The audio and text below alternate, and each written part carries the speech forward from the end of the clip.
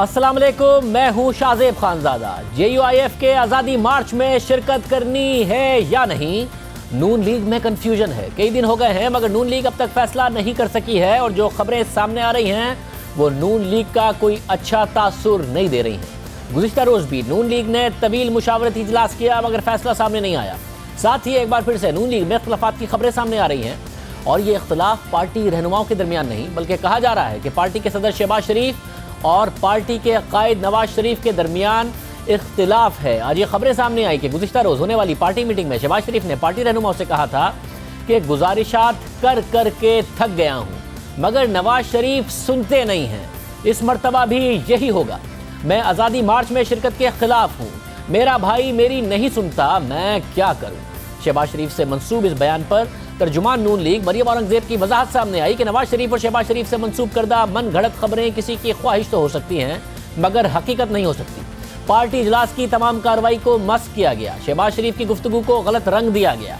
मरियम औरंगजेब ने मजीद कहा कि पार्टी इजलासों में कायदीन और रहनुमाओं की राय, नुक्ता नज़र और ख्यालात अमानत होते हैं जिनका मकसद दुरुस्त हक़ाइक़ और फैसलों तक पहुँचना होता है। मरियम औरंगजेब ने कहा कि बता चुके हैं कि कायद नवाज शरीफ की रहनुमाई में पार्टी फैसले का ऐलान सदर शहबाज शरीफ करेंगे। साजिशी अनासिर मुसलसल कोशिश कर रहे हैं कि पार्टी में दरार डाली जाए, ये साजिश हमेशा की तरह नाकाम होगी। अब जो अल्फाज शहबाज शरीफ साहब से मंसूब हैं उनको तो मुकम्मल तौर पर मुस्तरद नहीं किया मगर गलत रंग देने की बात की। बार बार शहबाज शरीफ के हवाले से खबरें सामने आ रही हैं कि वो आज़ादी मार्च में शिरकत के हामी नहीं, वो मज़ाहमत की सियासत के कायल नहीं और फिल वक्त खामोश रहना चाहते हैं। और साथ ही अब से कुछ देर पहले मजीद खबरें इस इजलास की सामने आई कि शहबाज शरीफ मौलाना फजल रहमान के आज़ादी मार्च और धरने में शिरकत के हामी नहीं थे। शहबाज शरीफ ने अपने मौक़िफ़ के हक़ में माजी की मिसालें भी दी और कहा कि अगर आज़ादी मार्च और धरना मिस फायर हुआ तो हुकूमत को नई ज़िंदगी मिल जाएगी। शहबाज शरीफ ने टकराव की पॉलिसी से अब तक होने वाले नुकसानात से भी रहनुमाओं को आगाह किया इजलास में और शहबाज शरीफ ने सेनेट इलेक्शन की भी मिसाल दी। शहबाज शरीफ ने भुट्टो और बेनज़ीर की टकराव की पॉलिसी का अंजाम भी बताया। नवाज शरीफ को दिए गए अपने मशवरों पर भी शहबाज शरीफ ने पार्टी रहनुमाओं को आगाह किया। 4 बार वज़ीर आज़म की पेशकश हुई जिसे मैंने ठुकरा दिया, ये भी शहबाज शरीफ ने कहा। शहबाज शरीफ ने अपने खदशात और तहफ़्फ़ुज़ात के बावजूद नवाज शरीफ पर मुकम्मल एतमाद का इजहार किया और कहा कि मैं सियासत छोड़ दूंगा, नवाज शरीफ से इख्तिलाफ का बोझ नहीं उठा सकता। ये खबरें भी सामने आ रही हैं कि नवाज शरीफ से मेरी तरफ से बगावत का तसव्वुर भी नामुमकिन है, ये शहबाज शरीफ ने कहा। ये सारी बातें शहबाज शरीफ साहब के हवाले से मंसूब करके अभी ज़राए से चल रही थी। क्या ये सब गलत है? साथ ही खबरें भी सामने आ रही हैं कि नवाज शरीफ आज़ादी मार्च में शिरकत के हामी हैं और वो चाहते हैं कि हुकूमत को टफ टाइम दिया जाए और जब भी मुज़ाहमत की बात होती है पार्टी में इख्तलाफात की खबरें सामने आ जाती हैं। मरियम औरंगजेब ने तो वजाहत कर दी मगर आज जब आज़ादी मार्च के हवाले से कोई फैसला सामने नहीं आया तो इख्तलाफ की खबरों को मज़ीद तक़वियत मिली क्योंकि कल पीपल्स पार्टी ने इजलास किया और पीपल्स पार्टी ने बता दिया कि हम मार्च के हामी हैं मगर धरने के हामी नहीं हैं। और गुज़िश्ता रोज़ पार्टी इजलास के बाद मीडिया से गुफ्तगू में नून लीग के सीनियर रहनुमा एहसन इकबाल ने कहा था कि शहबाज शरीफ नवाज शरीफ से मिलने के बाद यानी आज मिलने के बाद ऐलान करेंगे और बताएंगे जो पार्टी में डिसाइड हुआ है वो नवाज शरीफ के सामने रखेंगे।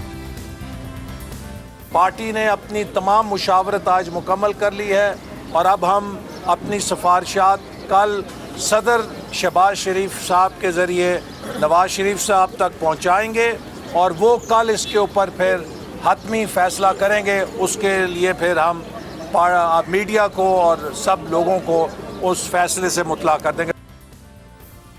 फिर आज जेल में नवाज शरीफ से शहबाज शरीफ ने मुलाकात करनी थी मगर शहबाज शरीफ मुलाकात के लिए नहीं गए और ये मौक़िफ़ अख्तियार किया कि शहबाज शरीफ की कमर में दर्द है, इसलिए ना शहबाज शरीफ अपने बड़े भाई नवाज शरीफ से मिले और ना ही ऐलान हो सका कि आज़ादी मार्च के हवाले से नून लीग की पॉलिसी क्या होगी जिस ऐलान में आज होना था वो शहबाज शरीफ की कमर के दर्द और उसकी वजह से नवाज शरीफ से उनकी मुलाकात ना होने की वजह से नहीं हो सका।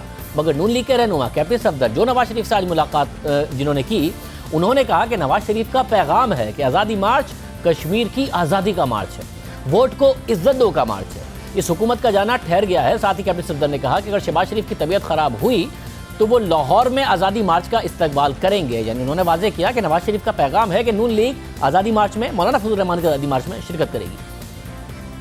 मियाँ नवाज शरीफ साहब ने एक पैगाम दे दिया है, ये आज़ादी मार्च जो है ये कश्मीर की आज़ादी है, ये वोट को इज्जत दो की आज़ादी है। हुकूमत का जाना ठहर गया है। पार्टी के सदर शहबाज साहब है वो नहीं जाए, जो हुक्म करे वो अगर सेहत की वजह से नहीं जाएंगे तो वेलकम ज़रूर करेंगे लाहौर के अंदर। اب یہ کہہ رہے ہیں کہ ویلکم تو ضرور کریں گے، اگر اپنے کمر کی درد کی وجہ سے نہیں جائیں گے تو کیا باقی پارٹی جائے گی؟ شہباز شریف نے یہ اعلان کرنا تھا جو آج ہوا نہیں، کیونکہ وہ نواز شریف سے ملے نہیں، جبکہ کل مشاورت ہو گئی تھی، تو پھر آج کسی اور نے بھی جا کے کیا نواز شریف صاحب سے بات نہیں کی؟ اگر شہباز شریف صاحب کی کمر میں درد تھا یا پھر کیپٹن صفدر نے جا کے وہ بات کی جو پارٹی میں ڈیسائیڈ ہوا تھا اور اس کے بعد وہ نواز شریف کا پیغام دے رہے تھے۔ ہمارے ساتھ نون لیگ کی سیکریٹری اطلاعات مریم اورنگزیب صاحبہ موجود ہیں، مجیب الرحمان شامی صاحب سینئر صحافی بھی ہمارے ساتھ موجود ہیں۔ مریم اورنگزیب صاحبہ، اصل میں پھر کیا کہانی ہے جو کیپٹن صفدر کہہ رہے ہیں وہ درست ہے یا پھر واقعی پارٹی کسی نتیجے پر نہیں پہنچی ہے؟ جی بسم اللہ الرحمن الرحیم۔ سب سے پہلے تو شاہزیب، میں آپ کے توسط سے وہ تمام خبریں جو کل سینئر قیادت کی پارٹی سے کیا سرائیاں کی گئیں اور افواہیں پھیلائی گئیں ان کو مسترد کرتی ہوں، ان کی تردید کرتی ہوں، اور جو کیپٹن صاحب کے بیان کے حوالے سے بھی 2 رکنی کمیٹی کا ذکر ہوا اس کی بھی تردید کرتی ہوں۔ نہ کوئی ایسی کمیٹی ہوئی، نہ کوئی ایسی کمیٹی بنائی گئی، نہ ڈسکشن ہوئی، اس قسم کی کوئی بھی بات نہیں۔ اور اس کے علاوہ بھی جو پارٹی سے ریلیٹڈ، شہباز صاحب سے ریلیٹڈ، دیکھیں ایک پارٹی، ایک میٹنگ ہو رہی ہوتی ہے، اس میں مشاورت ہوتی ہے، نقطہ نظر ہوتا ہے، مختلف خیالات ہوتے ہیں ایک درست فیصلے تک پہنچنے کے لیے، لیکن وہ تمام مشاورتی اجلاس کی جو باتیں ہوتی ہیں وہ امانت ہوتی ہیں، ان کو سیاق و سباق سے ہٹا کر بغیر کسی حقیقت کے اور مسخ کر کے فیکٹس کو بتانا، وہ بھی ذرائع سے، میں سمجھتی ہوں مگر یہ بتائے گا کہ کیا شہباز شریف صاحب نے سینٹ الیکشن کی، پھر بے نظیر بھٹو کی، پھر بھٹو صاحب کی، یہ ساری مثالیں نہیں دی کہ مزاحمت کی سیاست کر کے ان کا کیا حال ہوا؟ یہ نہیں کہا کہ میں تھک گیا ہوں یہ بات کر کے، مگر ساتھ میں کہا کہ میں نواز شریف سے غداری کا سوچ بھی نہیں سکتا، مگر یہ ساری باتیں نہیں کی انہوں نے۔ آپ نے جتنی باتیں اس وقت ابھی کہیں ان میں سے ایک بات کا بھی نہ ذکر ہوا، نہ حوالہ دیا گیا، نہ کوئی بات ہوئی جو بھی آپ نے 3 باتیں کی ہیں۔ یہ کہا انہوں نے کہ اگر آزادی مارچ اور دھرنا مس فائر ہوا تو حکومت کو نئی زندگی مل جائے گی، اس لیے میں حامی نہیں ہوں مولانا فضل الرحمان کے دھرنے میں یا مارچ میں شرکت کا، یہ کہا۔ جی بالکل، یہ بات شہباز شریف نے نہیں کی، مگر پارٹی میں ڈسکشن ضرور ہوئی کل اور مختلف آراء تھیں، اور لیکن ان کو شہباز شریف کے ساتھ اس لیے جان بوجھ کے منسوب کر دیا گیا کیونکہ ظاہر ہے ایک ڈیوائیڈ پچھلے 30-35 سال سے بیچ میں لانے کی کوشش کی جا رہی ہے، لیکن ناکامی ہوتی ہے ہر دفعہ، اور 18 سے 20 لوگ اس میٹنگ کا حصہ تھے جس میں یہ بات بھی ہوئی جس میں ابھی آپ نے جو کہی، اور مگر پھر پارٹی مگر یہ دوسروں کی رائے تھی، تو پھر شہباز شریف صاحب کی کیا رائے ایگزیکٹلی؟ وہ مارچ میں شرکت کرنا چاہتے ہیں یا نہیں چاہتے ہیں؟ دیکھیں شہباز صاحب نے ساری پارٹی کی گفتگو سنی، کیونکہ 27 اکتوبر کی ڈیٹ اناؤنس کرنے کے بعد مولانا صاحب نے جو کی یہ پہلی میٹنگ تھی، اور انہوں نے شروع میں یہ کہہ دیا تھا کہ آپ لوگ جو تجاویز دیں گے وہ منوان اسی طرح محمد نواز شریف صاحب کو پہنچا دی جائیں گی، اور جو حتمی فیصلہ ہوگا وہ نواز شریف صاحب کریں گے۔ تو آج ان سفارشات کو لے کر شہباز شریف صاحب نے ملنا تھا، ان کی کمر میں درد تھا، وہ نہیں ملے، تو کیا پھر کیپٹن صفدر ان سفارشات کو جا کر ملے؟ کیونکہ وہ جو نواز شریف صاحب کا پیغام دے رہے ہیں وہ تو مارچ میں شرکت کا ہے۔ جی شاہزیب، بڑا اچھا آپ نے سوال کیا اور مہربانی آپ کی۔ یہ جو کمر کا درد ہے یہ شہباز شریف صاحب کو 27 سال سے ہے، اور اس کو بھی میں دیکھ رہی تھی کہ کچھ سکرینز کے اوپر، سارا میڈیا نہیں لیکن بڑا تمسخر اڑایا گیا، مذاق اڑایا گیا۔ یہ ویسے ہی بات ہے کہ کلثوم نواز شریف صاحبہ جب بیمار ہوئیں اور ان کو بہت تکلیف ہوئی، ایک کلینک میں ہوئی تو بڑے بیانات آئے، ان کو مرنا پڑا یہ ثابت کرنے کے لیے کہ ان کو کینسر تھا اور وہ بیمار تھیں، اور یہ اسی طرح شہباز شریف صاحب جو ہیں ان کو یہ بیماری یہ نہیں کہ آج ہوتی ہے اور کل نہیں ہوتی، پرسوں نہیں ہوتی، وہ تو ان کی ہمت ہے کہ کس طرح کل بھی میٹنگ میں ان کو بار بار کھڑا ہونا پڑا کیونکہ ان کی کمر میں شدید درد تھی، لیکن انہوں نے تمام سفارشات جس طرح وعدہ کیا تھا، جو بات کی تھی، وہ آج نواز شریف صاحب کو تمام لوگوں کی آراء پہنچا دی ہے، اور ان کو مل بھی گئی ہے نواز شریف صاحب کو، اور انشاءاللہ کل اب میں سن رہی ہوں کہ نیب ان کو ایک دفعہ پھر گرفتار کرنے کے لیے صبح نیب کورٹ میں پیش کر رہی ہے۔ یہ المیہ ہے اس قوم کا، اس ملک کا، کہ 3 دفعہ منتخب وزیر اعظم کے ساتھ یہ سلوک کیا جا رہا ہے، اور سرکاری خرد برد نہیں، ذاتی کاروبار کے اوپر دوسری دفعہ اریسٹ کیا جا رہا ہے۔ تو کل وہ جب واپس جائیں گے جیل میں تو وہ دیکھیں گے، اور وہ کل ہی انشاءاللہ یا پرسوں تک ہم اس کا حتمی اعلان شہباز شریف صاحب کر دیں گے۔ ظاہر ہے اللہ صحت دے شہباز شریف صاحب کو، اور بالکل ان کی جو کمر کا درد ہے اس کا مذاق نہیں اڑانا چاہیے، مگر ساتھ میں بتائیے آپ نے پھر ون وے بتایا کہ نواز شریف صاحب کو جو پارٹی نے ڈیسائیڈ کیا، شہباز شریف تو نہیں گئے مگر پیغام پہنچا دیا گیا، تو پھر نواز شریف کی طرف سے جو پیغام آیا وہ وہی ہے جو کہ کیپٹن صفدر نے بتایا؟ آپ وہ نہیں بتا رہی، انہوں نے کیا جواب دیا؟ جی بالکل، نہیں میں بالکل بتاؤں گی جی، میں مس کر گئی، میں معذرت خواہ ہوں، لیکن دیکھیں کیپٹن صاحب بالکل آج ان کی ملاقات تھی اور انہوں نے آ کر میڈیا سے گفتگو کی اور انہوں نے بھی یہ کہا کہ جو میاں صاحب نے کہا ہے کہ اصولی طور پر ہم بھی کہتے آئے ہیں کہ نواز شریف صاحب نے اور میاں شہباز شریف صاحب کا اصولی فیصلہ ہے کہ ہم ضرور پاکستان کی عوام جس مشکل میں ہے اور 2018 میں جو مینڈیٹ چوری ہوا مولانا صاحب کے ساتھ ہیں، لیکن 27 اکتوبر کو ہم نے مؤخر کرنے کو کہا لیکن انہوں نے اناؤنس کر دی، باقی سب باتیں ایک طرف، تو ان کو تمام سفارشات مل گئی ہیں اور کل وہ پراپر پیغام کے ذریعے انہوں نے کہا ہے کہ وہ شہباز شریف صاحب کو پیغام بھجوائیں گے اور اس کا حتمی اعلان جو ہے وہ شہباز شریف صاحب انشاءاللہ پرسوں کریں گے۔ تو پرسوں اس بات کا اعلان ہوگا کہ نون لیگ اس میں شرکت کرے گی یا نہیں کرے گی؟ پارٹی کی اکثریت اس وقت شرکت کی حامی ہے یا نہیں ہے؟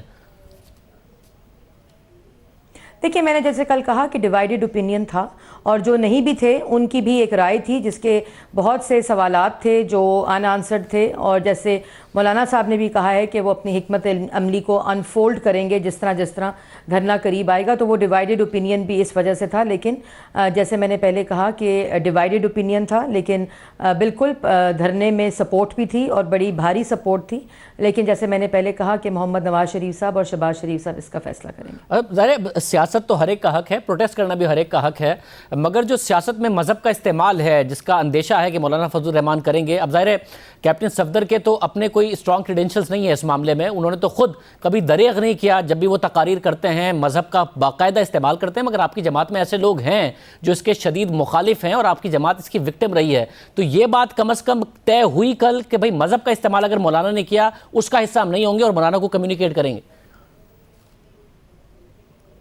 دیکھیں شاہ زیب، کون سا مذہب کا استعمال ہے جب کہا جائے کہ فری اینڈ فیئر الیکشن ہو؟ کون سا مذہب کا استعمال ہے جب کہا جائے کہ ملک میں 13% مہنگائی ہو گئی، روزگار بند ہو گیا، کاروبار بند ہو گیا، صنعت بند ہو گئی، الیکشن چوری ہوا؟ اس میں یہ بات بھی مذاق اڑانا کہ مدارس کے لوگ ہوں گے، مدارس کے لوگ جو ہوتے ہیں ان میں عقل و فہم ہوتا ہے، مریم صاحبہ یہاں تک نہیں رکے ہیں، یہاں تک مولانا فضل الرحمان نہیں رکے ہیں، وہ جو تقاریر کر چکے ہیں آپ کے علم میں ہیں، اس پر تحفظات خود آپ کی جماعت سے خواجہ آصف صاحب دے چکے ہیں، تو تحفظات آپ کی جماعت میں ہیں جو پبلکلی عوام میں بھی سامنے آئے ہیں۔ سیاست میں وہ اس کے اوپر آپ کی پارٹی نے فیصلہ کیا ہے یا نہیں کیا؟ میں یہ کہہ رہی ہوں کہ سیاست میں مذہب کا استعمال میرے سمیت پاکستان مسلم لیگ نون میں اکثریت اس کو کبھی بھی ویلکم نہیں کرے گی، اور میں سمجھتی ہوں کہ مولانا صاحب کے ساتھ جو رہبر کمیٹی میں ہماری ڈسکشنز ہوئی ہیں، جو ہماری ڈیمانڈز ہیں ان کو بھی رکھا گیا ہے اور اس چیز کو ختم ہونا چاہیے، میں اس کو بالکل ڈینائی نہیں کر رہی، لیکن میں نے یہ کہا کہ جو مذہب کا استعمال ہے وہ مدینہ کی ریاست کی مثالوں دینے والوں کا بھی مذہب کا استعمال ہی ہے۔ ظاہر ہے اپنے فائدے کے لیے اور سیاست چمکانے کے لیے مذہب کا استعمال ہو غلط ہے، مگر کسی کو دوسرے کو نقصان پہنچانے کے لیے مذہب کا استعمال ہو اور زیادہ غلط ہے، جو آپ کے خلاف کیا وزیر اعظم عمران خان نے کیا، مگر یہ روایت اگر چلتی رہے گی تو ملک آگے نہیں بڑھے گا، آپ لوگ آج کریں گے کل کوئی آپ لوگوں کے خلاف کرے گا، تو اس کے روکنے کا تعین کر لیا ہے نون لیگ نے کہ وہ نہیں ہونے دیں گے۔ بالکل جی، دیکھیں بالکل ہم نے مولانا صاحب کو بھی اور رہبر کمیٹی میں بھی یہ بات ہوئی ہے، اور یہ بات ہمارے جو لیڈرز ہیں جن کا آپ نے بھی ذکر کیا وہ لوگ اس کو اپنے نیریٹو کا حصہ بھی بنا چکے ہیں، اور یہ بالکل نہیں ہونا چاہیے، اور مولانا صاحب کو اس چیز کا ادراک ہے۔ یہ ساتھ میں یہ بتائے گا، شہباز شریف صاحب نے یہ کہا کہ 4 بار وزیر اعظم بننے کی پیشکش ہوئی کل اجلاس میں کہ جسے میں نے ٹھکرا دیا، میں سیاست چھوڑ دوں گا، نواز شریف سے اختلافات کا بوجھ نہیں برداشت کر سکتا، نواز شریف سے میری طرف سے بغاوت کا تصور بھی ناممکن ہے، یہ کہا انہوں نے۔ دیکھیں اس کے لیے ان کی فیملی کی روایات کو سمجھنا پڑے گا، اور یہ لوگ جو جب بھی نواز شریف اور شہباز شریف کے بارے میں قیاس آرائیاں اور افواہیں پھیلاتے ہیں، یہ اس سازشی ذہن کا عکاسی ہوتی ہے جو یہ کرنا چاہتے ہیں اور 40-45 سال سے ناکام ہیں، اور اس طرح ان کے رشتے کو بھی اور زیادہ تقویت ملتی ہے، اور ایک مثالی رشتہ ہم نے دیکھا ہے کہ 30-35 سال سے سیاست میں دونوں کے ہونے کے باوجود یہ ایک ایسا رشتہ ہے جس کی لوگوں کو مثال کل انہوں نے یہ باتیں کہیں کیا جو میں باتیں دہرائی ہیں، وہ کہیں کیا انہوں نے کہا؟ ایسی دیکھیں انہوں نے یہ ضرور کہا تھا کہ جو ایک ہر دفعہ یہ قیاس آرائی کی جاتی ہے اور ایک کنٹروورسی اور ایک کانسپریسی تھیری ہے کہ نواز شریف اور شہباز شریف کے درمیان میں کوئی اختلاف ہے یا کوئی ایسی بات ہے، اس کو مثال دیتے ہوئے انہوں نے کہا کہ مجھے اگر ماضی میں ایسی بہت سی مجھے آفرز بھی ہوئیں کہ میں وزیر اعظم بن جاؤں، لیکن میں نے ہمیشہ اپنے بھائی کے ساتھ جو رشتہ میرا ہے اس کو زیادہ اہمیت دی، اور میرا کبھی بھی ایسا کوئی ارادہ نہیں تھا، اور انہیں بلکہ یہ بھی کہا کہ انہوں نے جب نواز شریف صاحب نے شہباز شریف شریف صاحب کو کہا کہ وہ وزیر اعظم بن جائیں 2015 میں جب وہ ڈسکوالیفائی ہوئے، تب بھی انہوں نے خود کہا کہ میں نے پنجاب میں بہت سے فنشڈ پروجیکٹس ہیں جو میں نے کمپلیٹ کرنے ہیں اور مجھے آپ پنجاب میں ہی رہنے دیں، تو پھر شاید خاقان عباسی صاحب کو منتخب کیا گیا۔ بہت شکریہ، مریم اورنگزیب صاحبہ ہمارے ساتھ موجود تھی۔ پرسوں اعلان کیا جائے گا، کل نواز شریف کا پیغام پہنچے گا شہباز شریف تک، اور پرسوں شہباز شریف اس بات کا اعلان کریں گے کہ مارچ کے حوالے سے، لانگ مارچ کے حوالے سے جو کہ مولانا فضل الرحمان کا ہے، اس کے حوالے سے نون لیگ کا کیا فیصلہ ہے۔ سینئر صحافی تجزیہ کار مجیب الرحمان شامی صاحب ہمارے ساتھ موجود ہیں۔ شامی صاحب بہت شکریہ، ظاہر ہے آپ بہت قریب سے سیاسی معاملات کو بھی جانتے ہیں، شریف خاندان کی سیاست کو بھی جانتے ہیں، شہباز شریف نواز شریف کو بھی جانتے ہیں اپنے طویل صحافتی کریئر میں۔ یہ گڈ کاپ بیڈ کاپ ہو رہا ہے ایک دفعہ پھر، کہ ایک ہے مخالف ایک ہے حامی مارچ کا، یا پھر کوئی جینوئنلی مسائل ہیں دونوں بھائیوں کے درمیان؟ نہیں، لگتا یہ ہے کہ ایک نقطہ نظر کا اختلاف ہے دونوں میں، اور اب وہ کھل کر سامنے آ رہا ہے۔ دیکھیے، نواز شریف صاحب نے جو خط لکھا ہے مولانا فضل الرحمان کو، آج مسلم لیگ کے بعض ذمہ دار رہنما جو ہیں انہوں نے اس کی تصدیق کی ہے، اور انہوں نے کہا ہے کہ یہ خط یقیناً لکھا گیا ہے، اور میاں نواز شریف صاحب نے ہمیں تاکید کی ہے کہ اس میں جوش و خروش سے حصہ لیا جائے اور ان کے مارچ میں ان کا بھرپور ساتھ دیا جائے۔ جبکہ جو مسلم لیگ نون کی ترجمان ہے مریم اورنگزیب، انہوں نے کہا ہے کہ ان کے نوٹس میں نہیں ہے، اور وہ نہیں جانتی کہ ایسا کوئی خط لکھا گیا ہے یا نہیں لکھا گیا۔ انہوں نے اس کی توثیق یا تصدیق کرنے سے انکار کیا ہے۔ تو اس کا مطلب یہ ہے کہ ایک واضح نقطہ ہے نظر موجود ہے اور اختلاف موجود ہے، اور وہ رفع نہیں ہوا ابھی تک، اگرچہ کہا یہی جا رہا ہے کہ وہ اختلاف رفع ہو جائے گا یا رفع ہو گیا ہے، اور یہ کوئی آسان معاملہ ہے بھی نہیں۔ اب دیکھیے، ایک طرف مسلم لیگ نون کا وہ موقف ہے جو وہ ماضی میں جس کا اظہار کرتی رہی ہے، اور جب عمران خان صاحب اور ڈاکٹر طاہر القادری صاحب دھرنا دے کے بیٹھے ہوئے تھے اور حکومت گرانے کی کوشش کر رہے تھے، اس وقت مسلم لیگ نون کا واضح موقف تھا کہ اس دھرنے کے ذریعے حکومت کو نہیں گرایا جا سکتا اور نہ گرائی جانی چاہیے۔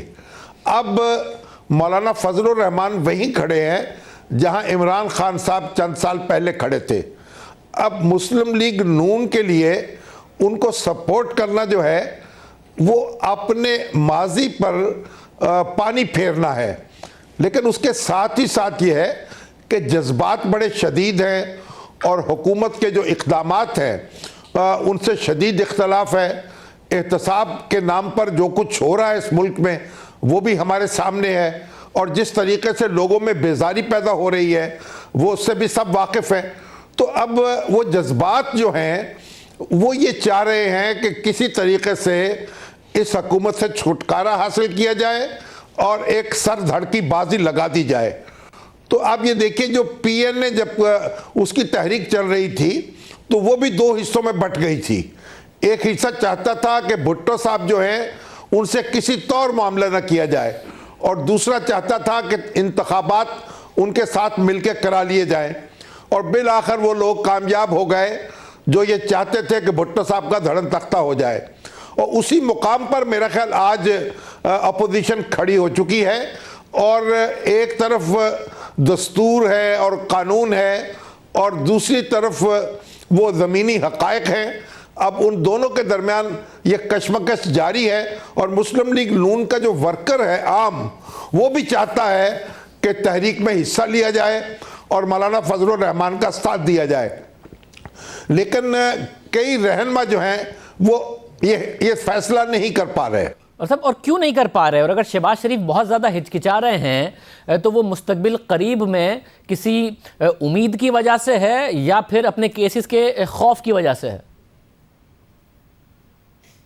دیکھیے، بہت سی وجوہات ہو سکتی ہیں، یعنی جو معاملات، اور میں شہباز شریف صاحب سے میرا مسلسل رابطہ رہا ہے اور تبادلہ خیال ہوتا رہا ہے، جب وہ وزیر اعلیٰ تھے اس وقت بھی، اور ان کا تجزیہ اس وقت بھی یہی تھا کہ ہم جتنا ٹکراؤ کی طرف جائیں گے اس سے ہمیں شدید نقصان ہوگا، اور ہمارے خلاف اس طرح کے مقدمات قائم ہوں گے کہ جن کا تصور نہیں کیا جا سکتا. جو کچھ آج ہو رہا ہے, شہباز شریف 1 سال پہلے 2 سال پہلے اس کی نشاندہی کرتے رہے ہیں, 3 سال پہلے بھی وہ اس طرح کی بات کرتے تھے. تو ایک تو ان کی جو رائے ہے وہ ڈھکی چھپی نہیں ہے, لیکن دوسری طرف یہ بھی بات ہے کہ اگر مولانا کے مارچ میں شرکت کی جائے اور مطلوبہ نتائج حاصل نہ ہو سکے تو پھر کیا ہوگا, اور اگر مطلوبہ نتائج حاصل ہو جائیں تو پھر کیا ہوگا. یعنی معاملہ دونوں صورتوں میں ہاتھ سے نکلتا ہوا لگتا ہے. بہت شکریہ مجیب الرحمان شامی صاحب, اپنا تجزیہ دے رہے تھے. پروگرام میں ایک بریک شامل کرتے ہیں. لندن سے خبر آئی الطاف حسین صاحب کے حوالے سے, اور یہ ماضی سے الگ ہے, اتنا آگے معاملہ گیا نہیں ہے الطاف حسین صاحب کے خلاف. لندن سے خبر آئے کراچی میں امن بھی رہے, نہ کوئی پریس کانفرنس ہو, نہ دکانیں بند ہو, نہ کچھ جلے, یہ بھی اب ہونے لگا ہے. تفصیل سے بات کریں گے ایک بریک پہ.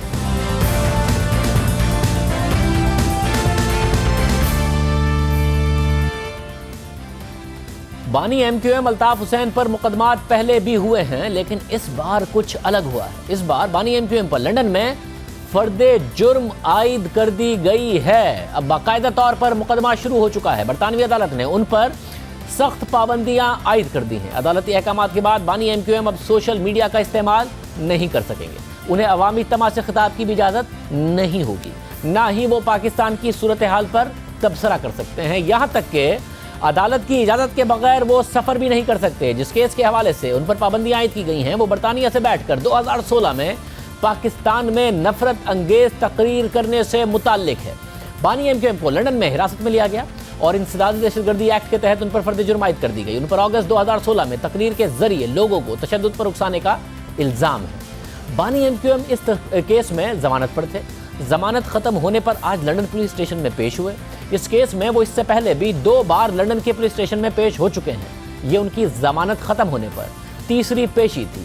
تیسری پیشی پر بھی بانی ایم کیو ایم نے لندن پولیس کے سوالوں کے جوابات نہیں دیے, جس پر انہیں حراست میں لے کر ویسٹ منسٹر میجسٹریٹ کورٹ میں پہنچا دیا گیا.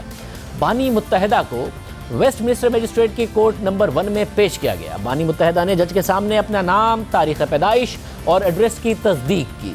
جج نے بانی متحدہ سے سوال کیا, کیا انہیں معلوم ہے کہ ان پر دہشت گردی کے الزامات میں فرد جرم عائد کی گئی ہے؟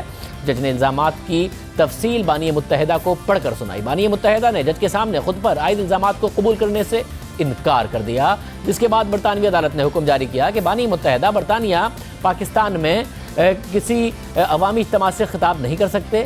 بانی متحدہ سوشل میڈیا استعمال نہیں کر سکتے.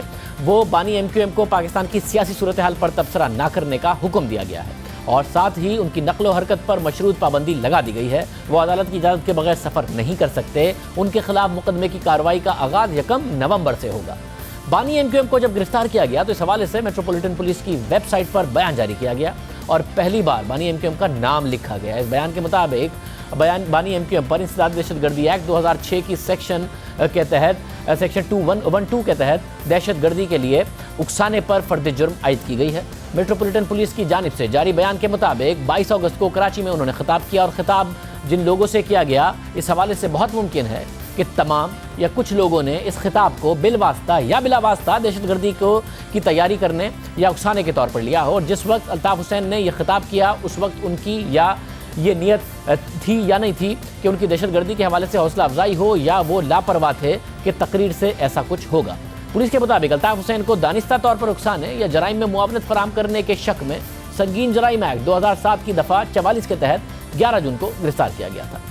بانی ایم کیو ایم نفرت انگیز تقریر کے معاملے پر 3 بار میٹروپولیٹن پولیس کے سامنے پیش ہو چکے ہیں. اس سے پہلے 12 ستمبر کو پیش ہوئے اور پھر آج فائنلی یہ سب ہوا ہے. الطاف حسین کی اس گرفتاری کا تعلق 22 اگست 2016 کو لندن سے کیا جانے والا وہ ٹیلی فونک خطاب ہے, جس کے بعد ایم کیو ایم کے ارکان کی جانب سے میڈیا کے دفاتر پر حملے کیے گئے. پاکستانی حکومت نے ستمبر 2016 میں الطاف حسین کے خلاف ایک ریفرنس برطانوی حکومت کو بھجوایا تھا اور الطاف حسین کی اشتعال انگیز تقریر کی کاپی اور اپنی جماعت کے لوگوں کو تشدد اور بدامنی پر اکسانے کے شواہد بھی فراہم کیے تھے.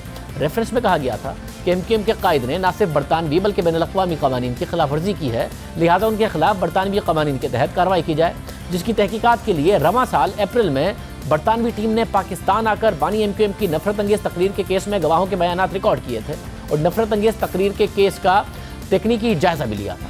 22 अगस्त 2016 को किया जाने वाला बानी एमक्यूएम के खिताब ने कराची की सियासत का रुख बदल दिया था। 23 अगस्त को एमक्यूएम ने अपने बानी से ना सिर्फ नाता तोड़ दिया बल्कि बानी एमक्यूएम को बेदखल भी कर दिया। इस तकरीर के एक दिन के बाद आइन में तब्दीली कर दी। बानी एमक्यूएम के कहने के बावजूद असेंबलियों से मुस्ताफ़ी होने से इनकार कर दिया और ख़ुद को एमक्यूएम पाकिस्तान कहलवाने लगे। बानी एमक्यूएम का पाकिस्तान और कराची की सियासत में बड़ा अमल दखल था, मगर उस दिन के बाद से बहुत कुछ बदल दिया। जो खबर आज हम आपको पढ़कर सुना रहे हैं, अगर ये खबर उस वक्त सामने आती तो शायद हालात कुछ और होते।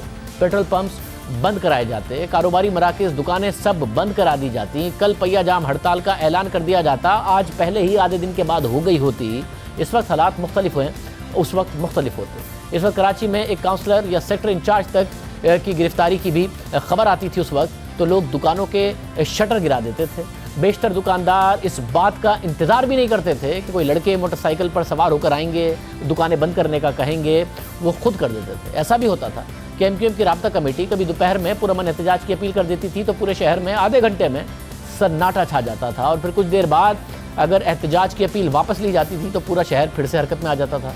सड़कों पर वही ट्रैफिक, फिर वही चहल पहल देखने को मिलती थी। 3 दहाइयों तक कराची की सियासत में बानी एमक्यूएम का सिक्का चलता था।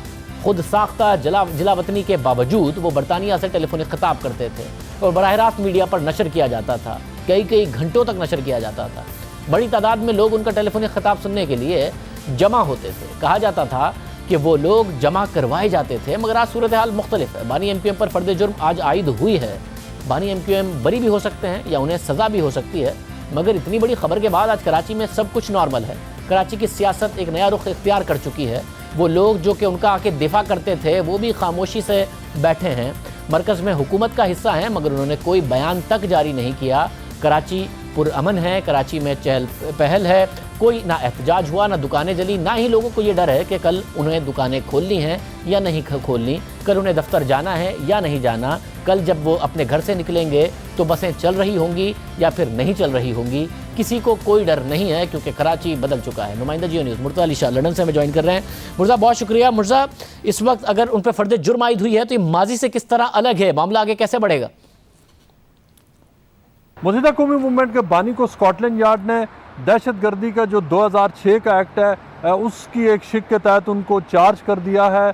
मुत्तहिदा के बानी पर इल्ज़ाम है कि उन्होंने 22 अगस्त 2016 को लंदन से कराची स्पीच की थी और उस स्पीच के दौरान उन्होंने वहाँ पर जो उनके हामी थे उनको इंसाइट किया और उनको इस बात की तरगीब दी कि वो जाकर मुख्तलिफ जो मीडिया हाउसेज़ हैं कराची में उन पर अटैक करें।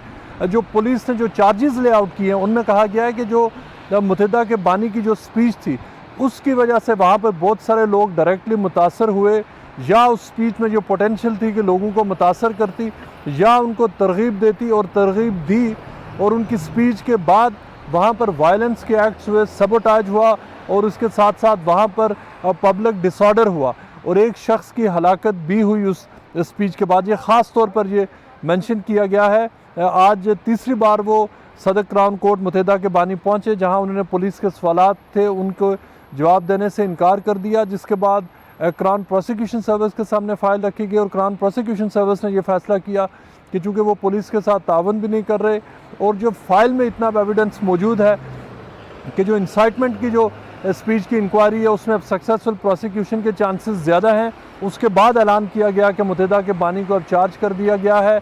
उसके बाद जहाँ पे आप हमारे पीछे देख सकते हैं वेस्टमिंस्टर मजिस्ट्रेट्स कोर्ट में उनको लाया गया, जहाँ पर तकरीबन 1 घंटे की हियरिंग हुई जिसमें उनके जो वकील थे उनके दलाइल दिए गए। जो वेस्टमिंस्टर मजिस्ट्रेट्स कोर्ट की जो सीनियर डिस्ट्रिक्ट जज हैं उन्होंने इस कार्रवाई को आगे बढ़ाया और उस कार्रवाई के बाद जो मुत्तहिदा के बानी हैं उनको जो ज़मानत थी उस हवाले से क्राउन प्रोसिक्यूशन सर्विस ने अपोज़ नहीं किया। उन्होंने कहा कि उनको मसला नहीं होगा अगर उनको ज़मानत दी जाए, लेकिन क्राउन प्रोसिक्यूशन सर्विस ने सजेस्ट किया कि बेल कंडीशंस लगाए जाएँ और जो डिस्ट्रिक्ट जज हैं उन्होंने बेल कंडीशंस लगाई हैं, स्ट्रिक्ट बेल कंडीशंस हैं मुत्तहिदा के बानी पर, और उनको वो उन बेल कंडीशंस को हर हाल में उनको वो जो रिक्वायरमेंट्स हैं वो फुलफ़िल करना होंगी, और अगर वो ऐसा वो नहीं करेंगे तो उस सूरत में जो यहाँ पर जो बेल कंडीशंस की जो ब्रीच है उसके हवाले से जो कार्रवाई हो सकती है। अब जो 1 नवंबर को पहली जो हियरिंग है वो नहीं है जिसमें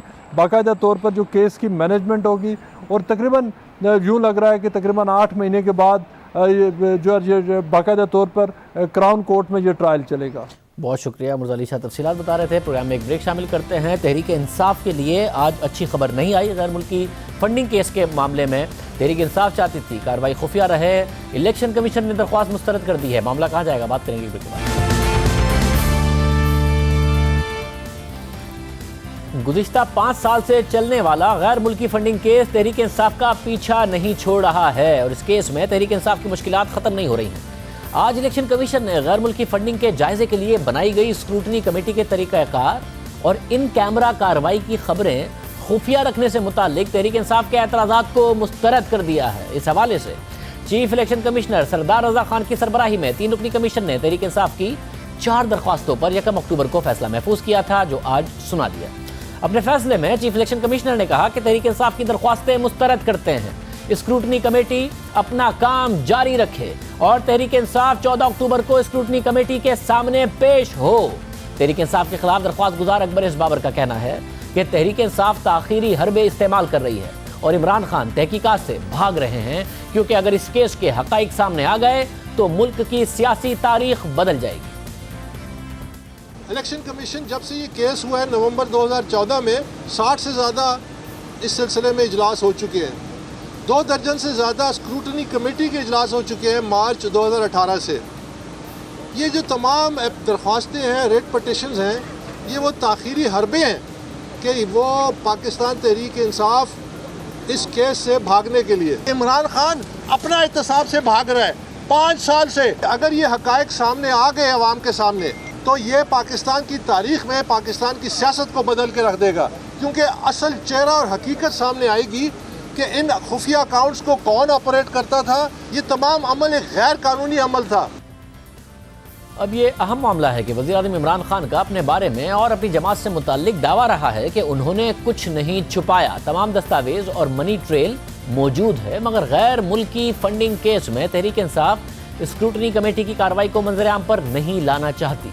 स्क्रूटनी कमेटी से मुताल्लिक इलेक्शन कमीशन का फैसला इस हवाले से भी अहम है कि इसी कमेटी की हतमी रिपोर्ट की रोशनी में इलेक्शन कमीशन को अपना फैसला देना है। लेकिन 1.5 साल से ज़्यादा अरसा गुजरने के बावजूद स्क्रूटनी कमेटी के इजलास तो हो रहे हैं, लेकिन रिपोर्ट आने के बजाय उस पर तहरीक इंसाफ के एतराज़ात आते रहते हैं। इस केस की गुज़िश्ता समाअत पर तहरीक इंसाफ के खिलाफ दरख्वास्त गुजार अकबर इस बाबर के वकील ने तहरीक इंसाफ के एतराज़ात के जवाब में दावा किया था कि तहरीक इंसाफ स्क्रूटनी कमेटी की हतमी फैक्ट फाइंडिंग से बचना चाहती है, क्योंकि स्टेट बैंक ने स्क्रूटनी कमेटी को तहरीक इंसाफ की जिन 23 बैंक अकाउंट्स की तफसीलात फराहम की हैं, उनकी तफसीली तहरीक इंसाफ ने कमेटी को नहीं दी थी उनकी तफसीलात। और इन 23 बैंक अकाउंट्स की तफसीलात आने के बाद तहरीक इंसाफ स्क्रूटनी कमेटी और उन्हें बदनाम कर रही है। इन इल्ज़ामात के जवाब में तहरीक इंसाफ के वकील का कहना था कि स्टेट बैंक जो अकाउंट्स तहरीक इंसाफ से मंसूब कर रहा है, हमें उनके अकाउंट्स नंबर की तस्दीक शुदा कॉपी फराहम की जाए।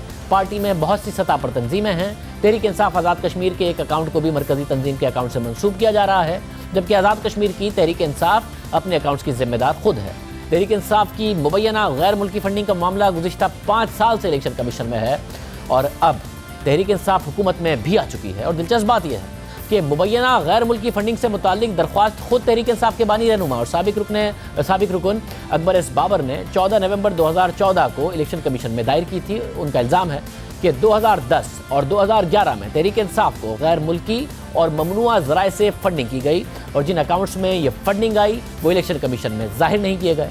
तहरीक इंसाफ ने पार्टी फंडिंग केस सुनने से मुतालिक इलेक्शन कमीशन के दायरा अख्तियार को अक्टूबर 2015 में इस्लामाबाद हाई कोर्ट में चैलेंज किया था, लेकिन हाई कोर्ट ने इलेक्शन कमीशन का दायरा अख्तियार बरकरार रखा और फिर मार्च 2018 में इस केस की आखिरी कार्रवाई हुई, जिसके बाद इलेक्शन कमीशन ने तहरीक इंसाफ की गैर मुल्की फंडिंग का जायजा लेने के लिए एक स्क्रूटनी कमेटी कायम कर दी थी, जिसे पहले 1 माह का वक्त दिया गया, मगर बाद में उसकी मुद्दत में गैर मुय्यना मुद्दत की तौसीह कर दी गई और अब इस कमेटी की हतमी रिपोर्ट का इंतजार है, जिसके बाद इलेक्शन कमीशन को इस केस से मुतालिक फैसला करना है। और अगर इस केस का फैसला तहरीक इंसाफ के खिलाफ आ जाता है तो बतौर जमात पाकिस्तान तहरीक इंसाफ और इसकी क़यादत पर पाबंदी लग सकती है। तहरीक इंसाफ के लिए ये केस बहुत अहम है। एक और केस जो इस्लामाबाद में इस वक्त चल रहा है वो सुप्रीम कोर्ट में दायर जस्टिस काजी फाइज ईसा की सदारती रेफरेंस के खिलाफ दरख्वास्त है, जिस पर आज एक और अहम पेशरफ सामने आई है। सुप्रीम जुडिशल काउंसिल और वफाक के बाद आज अटॉर्नी जनरल ने भी अपना जवाब जमा करा दिया है। वफाक के जवाब की तरह अटॉर्नी जनरल ने भी اپنے جواب میں جسٹس فائز عیسیٰ کے الزامات کو مفروض قرار دیتے ہوئے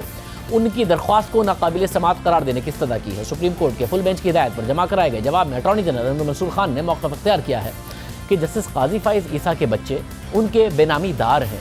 جسٹس قاضی فائز عیسیٰ جائیداد خریدنے کے ذرائع بتانے سے گریز کر رہے ہیں۔ ان کا کہنا تھا کہ بطور اٹارنی جنرل کونسل کی معاونت کرنا ان کی آئینی ذمہ داری ہے۔ حکومت کی طرف سے بار کاؤنسلز کو فنڈز کی فراہمی میں نہ تو کوئی بدنیتی ہے اور نہ ہی وزیر قانون کا بار کاؤنسلز میں چیک تقسیم کرنا غلط ہے۔ اس حوالے سے جسٹس قاضی فائز عیسیٰ کے الزامات مفروضوں پر مبنی ہیں۔ احتساب اور شفافیت جمہوریت کا حصہ ہے، کوئی بھی قانون اور احتساب سے بالا تر نہیں ہے، چاہے وہ جج ہی کیوں نہ ہو۔ صدر اور وزیر اعظم کو آرٹیکل 248 کے تحت استثناء حاصل ہے۔ اٹارنی جنرل نے اپنے جواب کے آخر میں جسٹس قاضی فائز عیسیٰ کی سپریم جوڈیشل کونسل کے خلاف درخواست کو ناقابل سماعت قرار دے کر اسے خارج کرنے کی استدعا کر دی۔ اب اہم بات یہ ہے کہ سپریم کورٹ کے فل بینچ میں اس کیس کی دوسری سماعت 8 اکتوبر کو ہوئی تھی، مگر وفاق کا جواب نہ آنے پر جسٹس فائز عیسیٰ کے وکیل منیر ملک نے دلائل دینے سے انکار کر دیا تھا، جس پر سماعت 14 اکتوبر تک ملتوی کر دی گئی تھی، مگر سماعت کے بعد 8 اکتوبر کو ہی وفاق نے بھی سپریم کورٹ میں اپنا جواب جمع کرا دیا۔ اٹارنی جنرل آفس کی جانب سے جواب جمع کرائے گئے جواب میں وفاق نے موقف اختیار کیا تھا کہ صدر، وزیر اعظم اور وزیر قانون کسی عدالت کو جواب دے نہیں ہے۔ جسٹس قاضی فائز عیسیٰ کے خلاف دائر یہ ریفرنس نہ تو کسی بدنیتی پر مبنی ہے اور نہ ہی سپریم جوڈیشل کونسل کے دائرہ کار سے باہر ہے۔ وفاق کے جواب میں موقف اختیار کیا گیا کہ جس وقت یہ جائیدادیں خریدی گئی تھیں اس وقت جسٹس قاضی فائز عیسیٰ کے بیٹے کی عمر 23 سال اور بیٹی کی عمر 26 سال تھی۔ درخواست گزار کا یہ موقف بالکل درست نہیں ہے کہ درخواست گزار اپنے بچوں اور اہلیہ کے لیے خریدی گئی جائیدادیں ظاہر کرنے کے پابند نہیں تھے۔ وفاق کی حکومت کا تو کیس ہی یہ ہے کہ جائیدادوں کی خریداری کے وقت درخواست گزار کے بچوں اور اہلیہ کے کوئی خود مختار ذرائع آمدنی نہیں تھے اور وہ اس وقت انہی پر انحصار کر رہے تھے، اس لیے ان کی جانب سے خریدی گئی جائیدادوں اور اس کے لیے خرچ ہونے والے فنڈز کے ذرائع کو ظاہر کرنا درخواست گزار یعنی جسٹس قاضی فائز عیسیٰ کی قانونی ذمہ داری تھی۔ درخواست گزار کا بغیر کسی ثبوت کے اتنی دلیری کے ساتھ ریفرنگ اتھارٹی کے خلاف بدنیتی کا دعویٰ تو فاضل عدالت کے لیے قابل غور ہی نہیں، کیونکہ کسی کے خلاف بدنیتی کا کیس بنانے کے لیے کچھ مخصوص الزامات ضروری ہوتے ہیں اور انہیں عدالت میں ثابت کرنے کے لیے جواز ہونا لازم ہے۔ وفاق نے اپنے جواب میں صدر مملکت، وزیر اعظم اور وزیر قانون کے لیے اس کیس میں استثناء دینے کی بھی درخواست کی۔ دیکھتے ہیں یہ معاملہ کس طریقے سے آگے بڑھتا ہے۔ پروگرام میں ایک بریک شامل کرتے ہیں، ایک اور اہم خبر جو کہ خطے کو جنگ کی لپیٹ میں لے سکتی ہے، جس سے اتحادی بدل سکتے ہیں۔ ہم نے کل جب یہ کارروائی شروع ہوئی روشنی ڈالی تھی، وہ تفصیلات آپ کو بتائی تھی، مزید کارروائیاں ہوئیں، اس پہ بات کریں گے ایک بریک کے بعد۔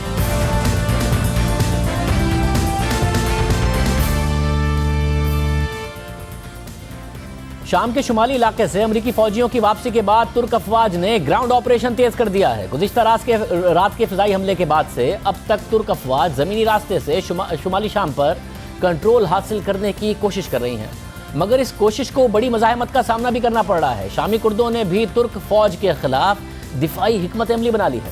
شامی کرد اور ترکی کی فوج آمنے سامنے آ گئے ہیں، جھڑپوں کا سلسلہ بھی جاری ہے۔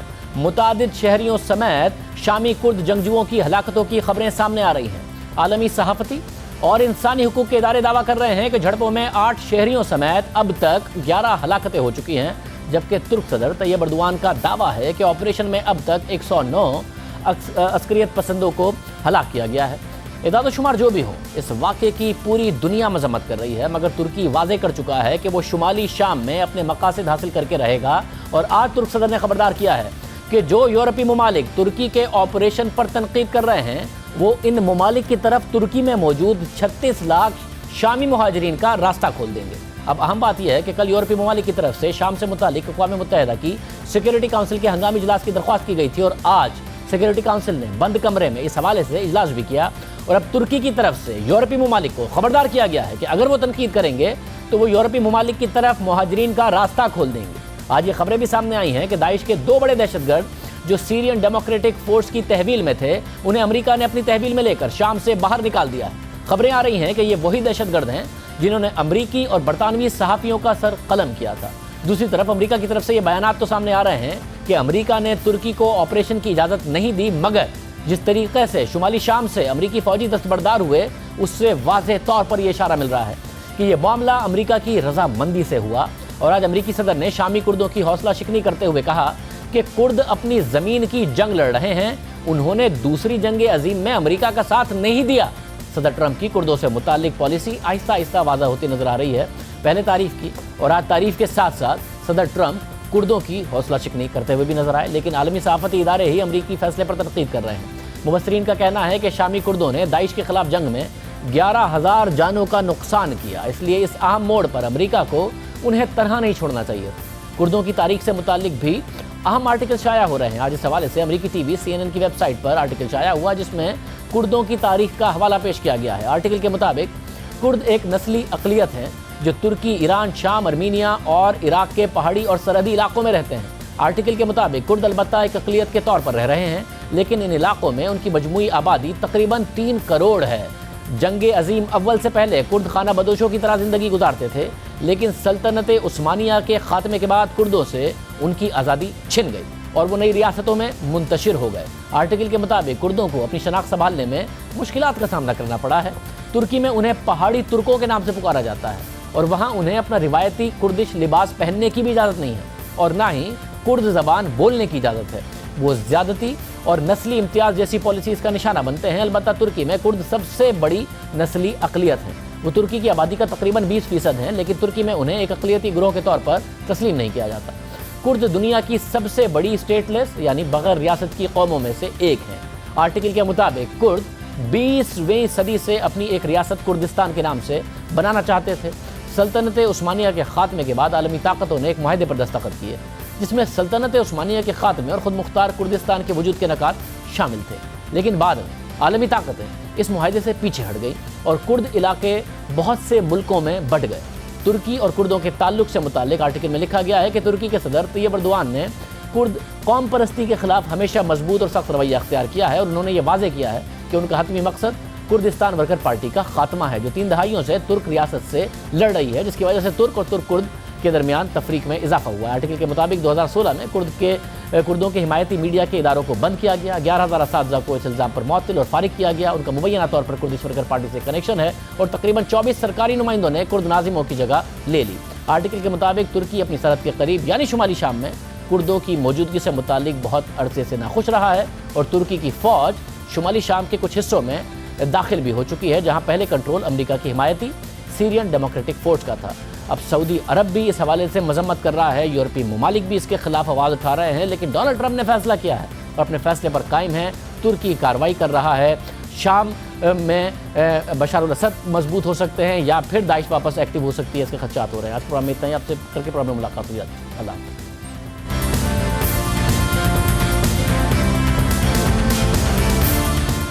मुझे तो आप जानते ही होंगे, मेरा नाम है मिस्टर जीम।